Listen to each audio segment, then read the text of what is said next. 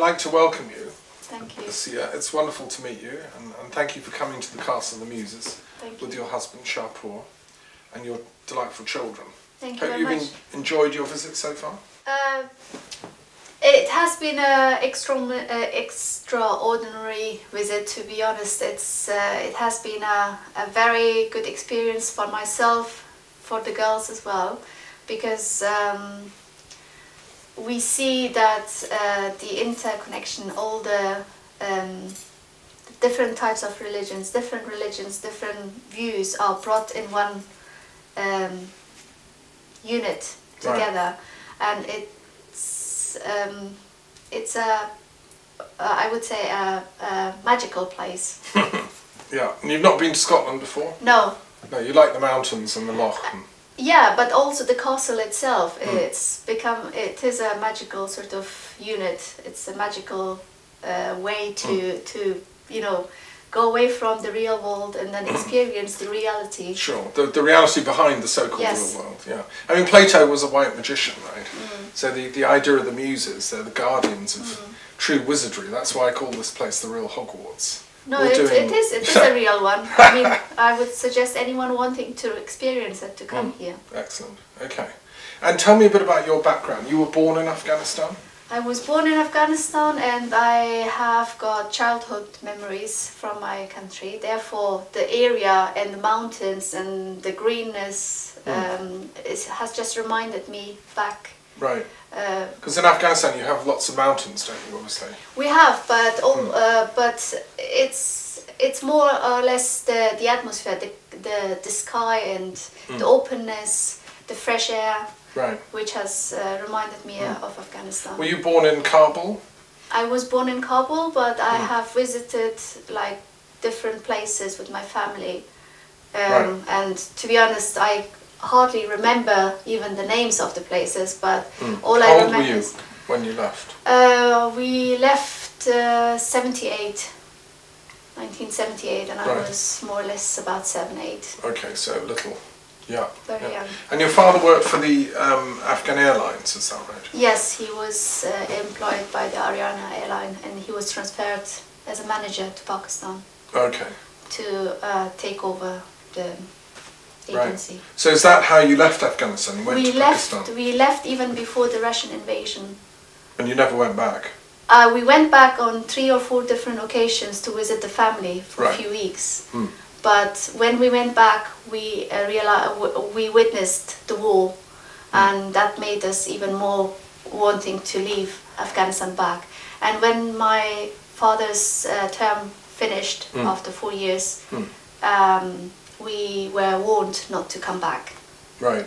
And then you left as a family to Germany, is that right? Yes, we left to Germany, and then my parents are still living there. My entire family is living in it. But when you got married to Shapur, you then moved to Britain, is that right? Yes. Had you been to Britain before that? Just to visit. Right. Okay. And you've been in London since living? I am in London since '91, yes. Right. Excellent. Okay, so the first thing I'd like to ask you really is just about your links with the Afghan community in Britain and in Germany, obviously. You know, do you think Afghan women have a special voice at this time? I mean, as a community, the women have suffered a lot in Afghanistan, and you're hoping to make films about the role of Afghan women, aren't you? How do you see that? That is the idea. I mean, I have been lucky enough to have grown up in a family where women were given the same rights. Right. But unfortunately, having witnessed even Afghans living in the UK not having the same rights as the men, right, made me want to voice their views out and echo their sort of opinions, and try to sort of say loud out that they have got the same rights, especially with the conflict inside and outside. So it's not just the women inside the country who are suffering, but outside the country. In the emigre community. Yes, even in the West, I mean, there are many of Afghan women who would like to see changes within the Afghan culture, within the Afghan traditions. Do you think, I mean, obviously Taliban was notorious for its mistreatment of women, wasn't it? You know, that's something like they refused women to be educated, didn't they? Yes, I mean that was as if you start a flame, if you lighten a candle. I mean that time created more sort of tension or more excitement within the Afghan community inside Afghanistan, especially within women communities, right. to you know, do something about their education now. I mean, I've met, I was lucky enough to meet many Afghan women coming from Afghanistan, right. In a conference and at different occasions, but especially at the speech I was having at the... In Britain, was it? No, not in European Parliament. I was invited, but then I met some of the women coming from different from the US and from Afghanistan as well. Right. They came all over from different places to voice their opinions. It was like a congress. It was a congress, but and I was very impressed by the excitement, by the energy they had. They had this extraordinary sort of idea of, you know, freedom and education for women, right. and they were expressing their views so openly, so nicely, and I was really impressed that even in Afghanistan the new generation has grown into sort of demanding one, right. demanding for education, demanding for their own rights, which is really good to see, because right. that's exactly what they need at the moment. And sure. to be honest, they are more or less even more energetic than the outside community. So that's a tiny bit, right. also at the same time, it's a tiny bit shocking, because you don't want them to become too extreme with their views, because you don't want to ruin the tradition as well as right. bring some changes. Because of course that was one of the, you know, during the time of the Soviet invasion and the communist government in Kabul, when they were fighting the Mujahideen, that was part of their propaganda, wasn't it? That they were fighting for equality of the sexes, yeah. and the Mujahideen were fighting to, you know, to put that back in the bottle. You know, it's but there must be a middle way, like I said with Nagarjuna's logic. Yes, exactly. You know, there's neither this nor that. There must be a way of keeping the best of the old traditions, exactly. and yet having women's equality and so on. And I think that's the best option, otherwise you will lose the tradition. Yeah. And you don't want to create or generate a new way of living which totally neglects and disrespects the older traditions, because there's so many good qualities and so many good aspects of the old traditions, especially with the respect side, right. which is so much in need nowadays. Yes. That you don't want to lose that. At the same time, you want to bring changes and bring logic and enlightenment among the women and Afghans general, right, and especially children. But it's a hard job. But at the same time, you need to keep both sides happy and in balance. Right. There was a thing in the constitution in Afghanistan, wasn't there? There was a clause that the, I can't remember. I think, wasn't it that a man had the right to beat his wife or something? It was in the constitution, and then under Western pressure it was taken out. Did you follow all that? No, unfortunately I have not followed that. There was some new constitutional clause that was shocking to the West, you know. To be honest, I would say all the rules for, you know, humanity rules and whatever constitution comes, if it's not respecting the human side of it and the religious side of it. I mean, even in religion, they're both seen equally as long as they stick and adhere to what their rules are. Right. And therefore, I don't see an imbalance. I mean, as soon as it's like wait, both sides needs to be equal in the same amount of rights and the same. Well, it's about love, really. Yes, isn't it? exactly. Because if there is between enough the sexes, if the love goes, then we disappear as a species, you know. And that's love is about equality, but also difference. you know, respecting difference, and men are better at doing some things and women better at doing others. There's nothing wrong with difference. Yes. You know, I would say. So tell me about, you know, what you're hoping to do with your film. You're going to study filmmaking, is that right? Why do you want to do that? I have a degree in design and media, and since the medium is the best way to heal people, or maybe to bring some changes, that's why I want to follow up that, but then also would want to focus on the education side of it, especially with the children, the new generation of Afghans, and wanting to create something or maybe reflect the new ways of living outside and inside within the Afghan community, to bring more sort of information, as well as, you know, show the realities, and hopefully from there to, you know, bring some guidance, changes, whatever you name it. Right. So be involved in that process to bring some changes within the community would be quite good. Do you mean in Afghanistan itself, or in the refugee community in exile?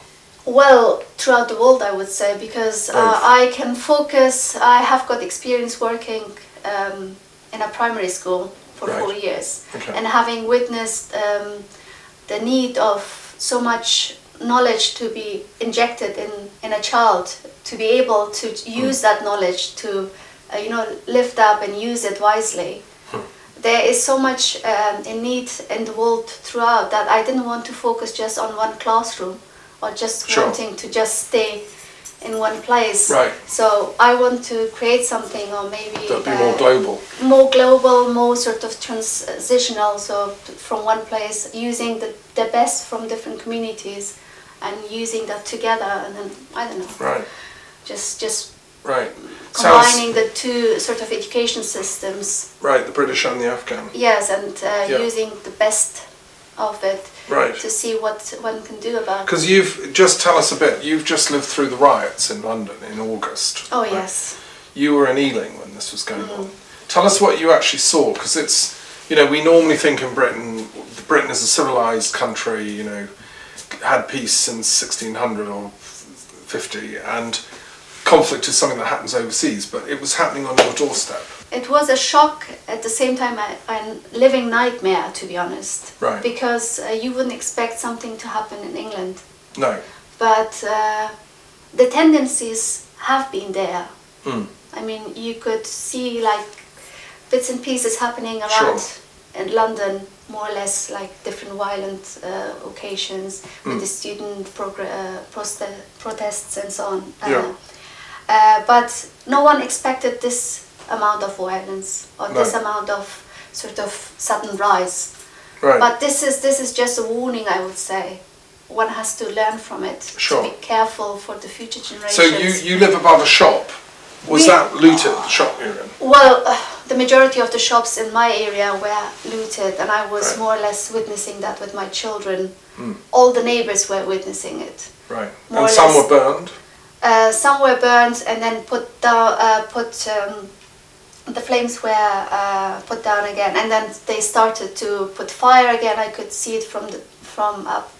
That fire was starting again, and then after a while the fire went down again. So it was a constant sort of frightening situation, especially for my children. And you were up most of the night watching it all? We didn't sleep throughout the night because of the alarms. And this was on Ramadan for you, is it? You were fasting? During Ramadan month, yes. Yeah. It's ironic, isn't it? Yes, it is ironic, but at the same time it was a sort of seeing a reality which is happening outside in other countries, you know, at your doorstep. You wouldn't expect that to happen. No. So why do you think, what happened? I was on Iona, right, one of the holy islands of Britain, having peaceful prayers and retreat, right? And then suddenly I come back and in the newspapers the whole country's in riots and burning. You shouldn't have left. It's not my fault. Why was this, why? What caused it, in your view? In my view, I think a lot of, people were using the opportunity misusing the situation. Just opportunism. Opportunism and so it wasn't like an organised revolution. To let out your anger in a way. It was like random violence, basically. Random violence as well as sort of the tendency, as I said, was there already, because in the area you could witness different types of violence anyway. Was there a racial element? I mean, were certain groups doing it, or were certain groups being targeted? Do you think? I mean, I noticed in I'm not sure where, but in one part of London, a lot of the shops seemed to be Asian that had been fired. No, I mean in the area where I live, they have rioted different types of shops, not just Asian. Not shops. just Asian or any other type. So that the race side didn't seem to be part of it. No, even I would say even they might have got even together to do it. I don't know. Right. There was a young girl saying on TV that gangs started to come together, and they said whatever is up in between us, we just put it aside, just target the police. Oh, right. So the gangs were coming together to attack. So more or less all of them were coming together. So that was more. It's a dangerous sort of situation where if all the sort of bad things happening at the same time. I mean, at that time anyone could be killed. If anyone has been targeted to be killed, that was the right situation. You know, and somebody was killed in Ealing, weren't they? An old pensioner. Yes. He was trying to stop fire, wasn't he? He was trying to stop the fire, and he was in the wrong place, doing the wrong thing. Was he knifed or? I think he was. I unfortunately missed the entire information. All I could hear is that he was trying to stop the fire. Right. And then he was attacked by the two people. Right. Well, it's very tragic, isn't it? Yeah. And I mean, as you know, my response on coming back was to try and set up this national task force on non-violence. I think we need to rethink our society. We've become slowly a kind of creeping violence has come over Britain. It never used to be like this. When I was growing up in the 60s and early 70s, you know, you could walk around the streets of Brighton where I grew up and there was no fear. You could walk to school, you know, leave your doors open, that kind of thing. Gradually we've become a more and more violent society. Partly based on watching television, you know, too many American films, everybody's shooting and knifing each other. Yeah, it's nowadays it's more or less normal. Well, this is not acceptable as far as I'm concerned.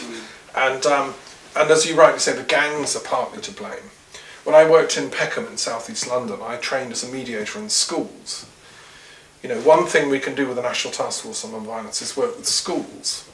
If every school had like a mediation service with it, for kids who get into fights, to talk it through and mediate. It's very difficult nowadays to teach, because teachers have very little, you know, powers of discipline and so on. I mean, I think after 10 years teaching in secondary schools with problems of kids' attitudes, disrespect and so on, I think the only way to solve it is bring in a fining system. You know, if kids swear at a teacher, and they do, horrendously, you know, there should be an automatic fine if they hit a teacher or hit another child or throw something out the window or whatever. You know, there should be a series of fines, monetary fines, not on them personally, but on, you know, well, on them personally, and if they can't afford it, then on, you know, on their parents. And I think that soon the discipline would come back, because a monetary fine, you know, would act as a deterrence. What do you think? Do you think that could be tried? Yes, that could bring some changes in the way they, you know, because they are at the moment more thinking in terms of materials. Well, that's so materialistic, you say. Yeah, so materialistic. So use that to get back at them. So. Yes, exactly. That would be one way. I take the view that every child is a potential genius at something. Yes, they are. You just have to find it and then encourage it. We're all geniuses, because we're all, I think, we're spiritual beings first and foremost, you see. I think we share that view. We come from God, we come from some transcendental source, and we're here on a spiritual journey. I would love it if our schools were more sensitive to that, and then said to this child, you know, what does your soul want to do with itself in this life, you know, and have a more meaningful dialogue as educators. That would be the ideal scenario. The following morning when I went to get some shopping, Right. I already knew that some of the shops might close early. Didn't want to leave. My girls didn't want me to leave. Right. To go sort of on my own because of the amount of violence and the amount of danger they saw the night before. Right. So I said, no, I can't wait for you. I need to go and get some shopping, and I know that somehow I sense that the shops might close or they might not be even open. Right. So let me go and get some shopping. Right. And I was just in time to get just the day's shopping when the announcement came that they're gonna close in 15 minutes. So please make sure everyone has got their shopping. Going out with my shopping bags outside, some people coming, wanting to come and get some shopping. I could see the frustration in them. How comes they're closing? I mean, we haven't got anything to eat. So I could sense a real sort of scenario, and just somehow remembered how does it feel living in a war zone like in Afghanistan or any other countries where this is a daily sort of routine, norm. And this was just a once-off experience for me, for example, at that moment. But even outside, you could see people were rushing back home. The streets were trying to, sort of everyone was rushing. No one was at peace. It's very sad. It is sad, but that was more or less it. Sometimes it is needed to bring some change. Okay, so maybe it comes to a crisis, like getting a fever. Yeah, they get the fever, and they then respect or appreciate what they have, and that way maybe, I mean, more attitudes might change. Attitudes might change, more sort of willing to bring some changes, and a lot of people joined together to clean the streets, so that brought them back together as a whole group, and I hope that sort of grows more. Right, so solidarity between the local community. So something good might come out of all this, we hope. Yes, because no one wants their communities to go down like this. Right, right. Well, I hope when you go back to Ealing, you'll help continue to make it a peaceful place. I'm sure you will. Well, I hope people stick more for each other now out, rather than sort of try to just do their own business and then just leave. Right. Or put rubbish on the grounds and just leave. Sure. I mean that social caring is what we need. Yes, but that's the whole sort of aspect, or all of these problems start from the streets, from home, from school, all of that. And once all of the 3 different locations, one is constantly every day. Sure. Then they will get that. Yeah, sure. I mean, another thing you were talking about having mixed ability classes. Another experiment teachers have been using is to have mixed age groups, because most schools work with a class of the same age group. But they found that if in form groups they jumble up the ages, so you have, years 10, 11, 12, 13 in one form group and younger kids, it creates more empathy bond in the school. Some schools have experimented with this, and that goes back to in your Afghan culture, the respect between the generations, like for the elders. Yes. Your husband was explaining how it's the elders that do mediation and so on in your community. But in Britain, it seems to me, respect for the elders is quite shaky now. The politicians on television don't often present a very responsible position to the people. In the House of Lords, they've been corrupt and so on. So the elders respect for the elders is not really strong. Somehow I think we need to bring it back. And the elders somehow have to earn again the respect of the young generation. I don't know how they can do that. But also young people have to somehow appreciate. I mean, is it something to do with technology? Kids now have gizmos and they can access information. That's what I was going to say something is that about that. The cause of this lack of respect? The cause of human sort of relationship, physical sort of going and visiting them, just by emailing or texting and so on. They have lost the touch of phoning each other up, maybe even hearing their voice. You speak to your parents every day, don't you? And Yes, I phone them every day. Yeah. And if I don't, I feel as if I have done I have missed something out in my day routine. Right. It's become part of my day routine. Okay, and that's common in your culture, isn't it? I don't know, maybe I'm to the extreme side, looking after my parents more. But that's how I earn their respect for me as well. Right. And I respect them even more. It's a mutual thing. But maybe also to teach my own children, that's how I want this to happen to me later. So then you hand down that attitude. Yes, and that aspect is lost among many families. Right. And more or less, I live close where old people house is, right. and I witness or watch when passing by these old people sitting in their chairs all day long. One of them more or less sitting just close to the window. Every time I go, I wave, and those people wave back. So right. They're just in need of people contact or just looking at them. Right.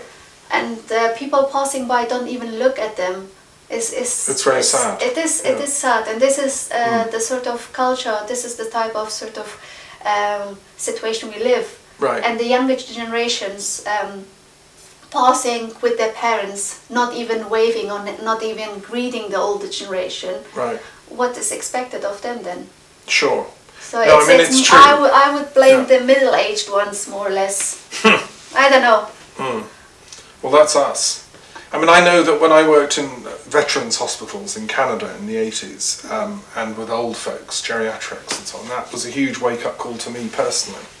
It's how I first got into, a profound study, not just of books, but of life.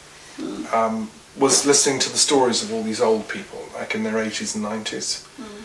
And as a teacher, when I was head of religious studies in various schools, often I thought, it would be lovely to take the children from these schools to visit old folks' homes.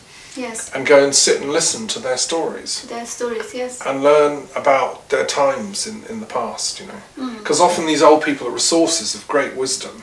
Yes. But they're just sitting there. They're just sitting dying, there. And nobody cares. Yes. And so there's a mission, is to get the older generation to be listened to by the young, somehow.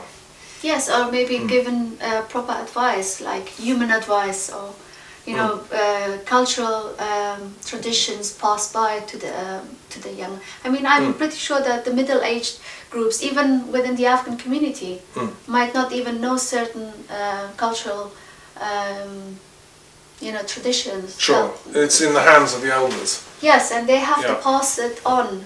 But they have to do it in that way, so that to attract the younger generation in such a nice way, and not, sure, they present it in a loving way. Obviously. In a loving way, exactly. Yeah. But that's exactly not happening in Afghanistan. They're being sort of treated in a bad way, the younger generation. Therefore, they are having their own views now, losing the contact between the old generations, and losing the sort of, the love which existed or is not being passed on to the younger generation, and they are in love more with technology. Parents buy the latest upgraded versions of technology for their children without even realizing that they're damaging them even more by giving them the latest updates or the latest versions. They think that they are looking after them, but they are not, because they are not teaching them the respect of keeping the older ones, valuing that. Or wisdom, really, or which wisdom. is the sum of the experience that comes from life. Yes, and also with ICT more used in classrooms, I know that technology, computers, ICT, everything is good for... It can be good as an educational It can be, but it is actually sort of stopping people to go and search physically, touching a book, opening a book, trying to find information in a library, visiting the library and so on. Sure. I mean, or interviewing people or talking like we're doing, you know. Yes, exactly. Or just these are dying arts, you know. Dying arts, exactly. They're not even physically going somewhere to get the information. They're just by one button. It's laziness, right? It's fast food kind of mentality, fast knowledge, you know. Yes, click, so... and then you think you know it. So you can say fast food, fast technology, but then stopping the entire sort of process of life within you, and it's actually the children are brought up like this in advance, like from young ages up until another 10 years they carry on like that. So what's the point to go out then? I'll just order it now, and the shopping can be delivered, books can be read online. What's the point of going and buying a new book? I'm pretty sure that nowadays children have got less books in their homes than before. Sure. I mean, it's a problem to do with the lack of respect for human integrity, I think. We come as a whole package, humans. You know, we have a physical, emotional, spiritual, intellectual nature. This is my view as an educator. All should be catered for. My real concern about technology is that it's ethically neutral. I mean, the rioters were sending SMS messages to come together and congregate. Terrorist cells and factions use emails to organise their attacks and so on. I mean, technology is just a vehicle for communication, which can be either good or bad. The secret of true learning, it seems to me, and wisdom, which means vision or insight, is knowing what to say. It's what to communicate and why. Those deeper why questions are not being really addressed in our current education climate in the West, because we're so concerned with how. The technology is simply the how. I mean, Plato talked about techne. It's a form of knowledge which is just skill, right? Then there's a higher form of knowledge than that, which is like when you really know something. Episteme in Greek is experience and truly knowing it. And then higher than that is Sophia, which is wisdom, which is when you really understand the thing and you know what to use the technique for. Yes. And you know, my concern, I mean, I've been around Auschwitz, the museum in the Holocaust. It's still there. Technologically, the Germans were very, very clever. They invented all kinds of killing instruments, including how to gas thousands of people to death, you know, or how to drop bombs on London, or to make V2 bombers, you know. The same with the Americans. Technologically, they're very clever. You know, they've made atom bombs that can blow up Moscow or London in a few seconds. But the moral wisdom element, I think, has, you know, been lost sight of. So really, this is a wake-up call to the West. You know, if London can do this, then any city in the Western world can lose its moorings. And I think that's where, say, the Islamic culture, we can look to you for the spiritual guidance that maybe the West has lost a bit. You know, rather than being so superior about we're a secular civilization and, you know, religion is old-fashioned. Maybe religion's actually got some insights. You know, what do you think? I think that's the best way to describe it, but also to say that they haven't lost it. It's still here. Right. The wisdom and love and everything is here. It's just not practically used, not practiced. Right. As such as it's in the East. Right. So maybe the Eastern people and so on are more delayed with the technology side of it. Right, but they've kept the human, ethical, spiritual side. Yes, and if the West can sort of,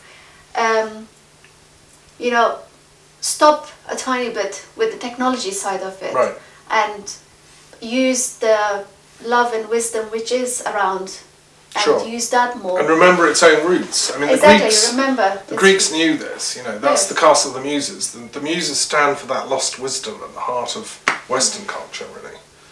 You know, they were about inspiration and vision and prophecy and insight. You know, not just technique. So, yeah.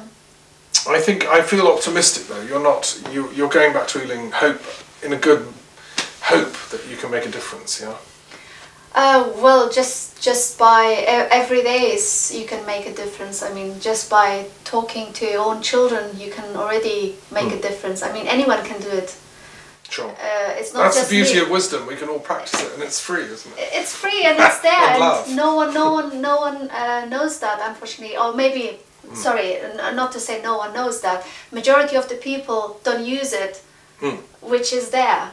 I know, and it's inside us. It's our soul the nature. telephone is there, and most of these telephone contracts have got broadband and calling calls. If you check someone's bill, maybe 3 or 4 calling calls, and the majority of the time it has been just used for broadband to communicate online, Right. using the camera or using emails and so on, instead of physically going and visiting someone So or calling on hearing their voice. So that's your message to us And all, I think, is yes, to... also 5 senses, Yeah. using all the 5 senses will help that as well. Okay. Well, good luck with all your work in Yeah. education, because I know you're working in schools, but also with your degree in media. I wish you well with that. Thank you very much, and I hope I can use that to do some research and the education side for East and West. Excellent. Well, thanks for With your coming to the support. council. Thank you very much.